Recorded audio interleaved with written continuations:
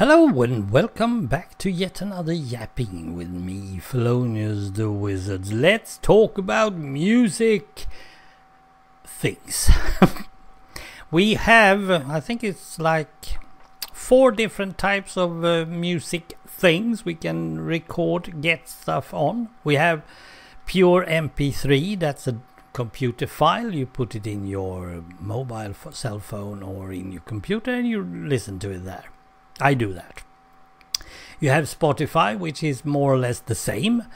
I even copy stuff from Spotify and make MP3s of them, and then I listen on my computer and so on.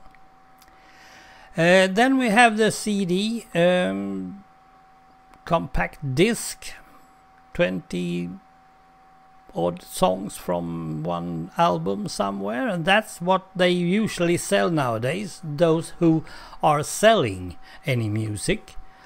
And I like to have CDs up to a point, because suddenly I need to have them somewhere, I need to store them somewhere, and suddenly I don't have a CD player.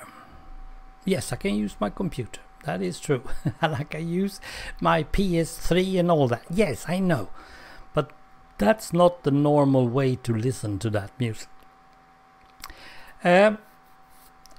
Luckily for me, I have a car with a CD player in, so I can bring them down there. So I think I have like 8, 10 different CDs down there, so I can mix them and do stuff. Then I think we still have cassettes. If you don't, I think you can get them. I'm not totally sure, but I think you can get them still. But not the new ones. You can only make your own. And cassette players, I don't think you have any Sony Walkmans going around anymore. But if you do, you get a rather good listening out of it, even if the DAB cassettes was the best one, because they were digital from the beginning and needed a special stuff to do it on. And then we have the vinyl records. Now the vinyl records needs storage, if anything, and you also need a record player, and usually you can get that. You can even get them to be put into your computer, so you can actually play the vinyl record and then put it in an MP3 file if you want to, and all that. You can even make your own stuff, and that's cool. But it's not a modern thing. And there is actually a 5th version of all this. We had some tapes back in the days, big rolls of tapes, which was, according to me, was very good. But they are gone more or less. I have actually thrown everything away, except for the player. I still have my tape player. So yeah, if I ever get any music that I need to be listening into, then I can just listen to it at least. Oh, I do have a little story on that one. There was a tape that I got from, I'm not totally sure where I found it, but I was listening through it on my tape player, and suddenly there was a song that I recognized, but I have never heard since beginning of the 70s or something like that, and I didn't know who sang or what the name of the song was. So I had to spend, I don't know, 6-7 years on the Google trying to get that thing, and I actually got it finally. Okay, 3, 2, 1. Well, I found it at last. Sorry for the break. Ian Campbell was the name of the guy, and the song is called On the Road Again. Let's listen in just a little on it. Yeah, yeah. Your sweet face is all that I see.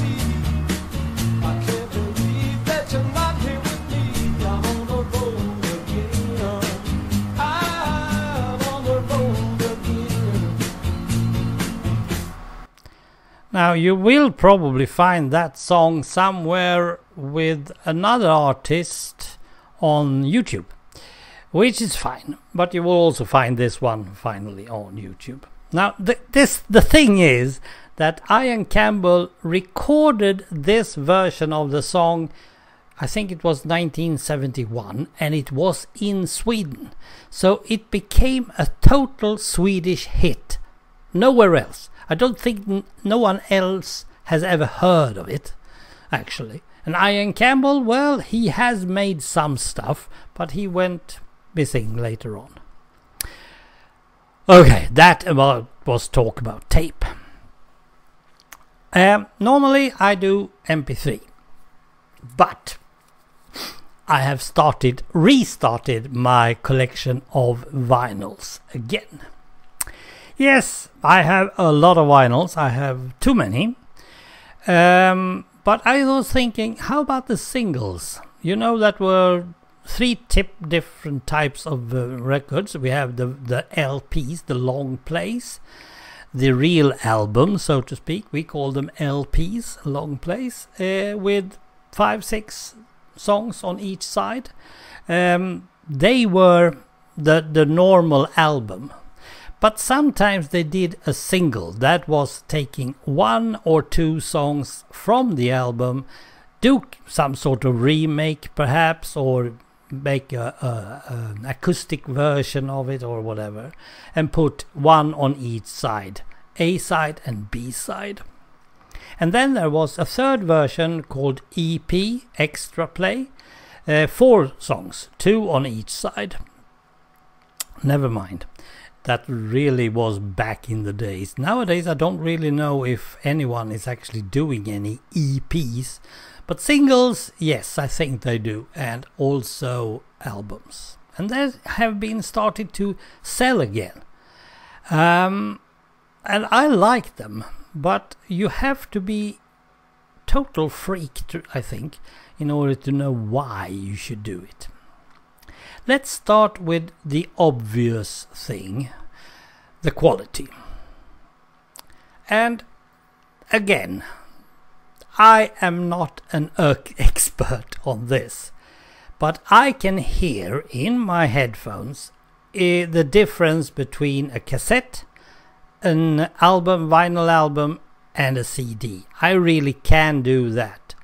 The cleanliness on a CD is more or less impossible to feel like a vinyl record. A vinyl record is more mechanic. It's more, I don't know what to say. It's more analog, I should say, probably.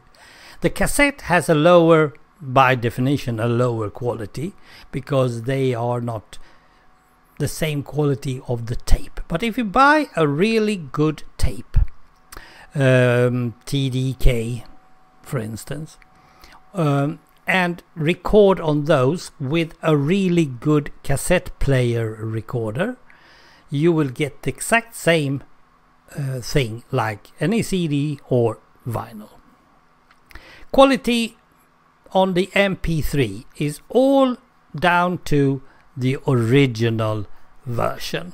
Now there are talk about, and I have seen both sides, talk about lesser quality on the MP3s or any computer file music, but I can't hear that. I really can't hear that. What I can hear is if there are radio, if it's taken from some sort of radio show or anything, you can have disturbance in the background or anything, and then you also hear some adverts in the end or something like that, like we did when we are copying or recording from the radio back in the days. We don't do that anymore, do we? Now we record strictly from Spotify. So the reason, however, I am collecting singles, I'm only collecting singles, single vinyl singles, is because nostalgia. It's all about nostalgia.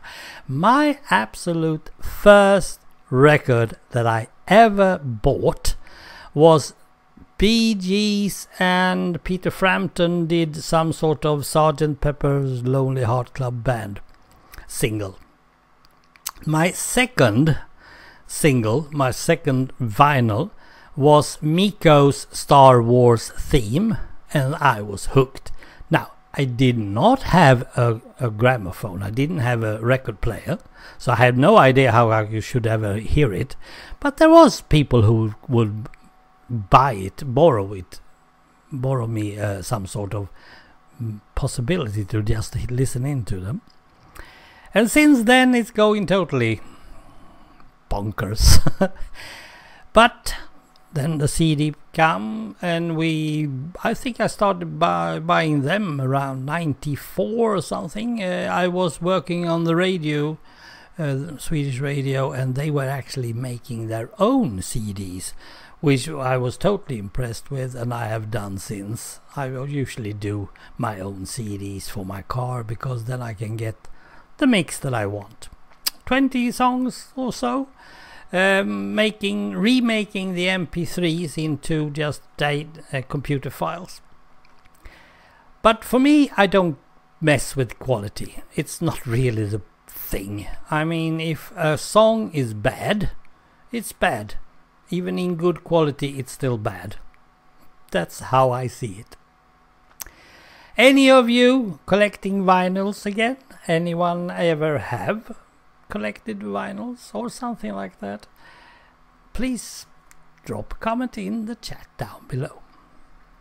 Thank you for listening, and goodbye for now.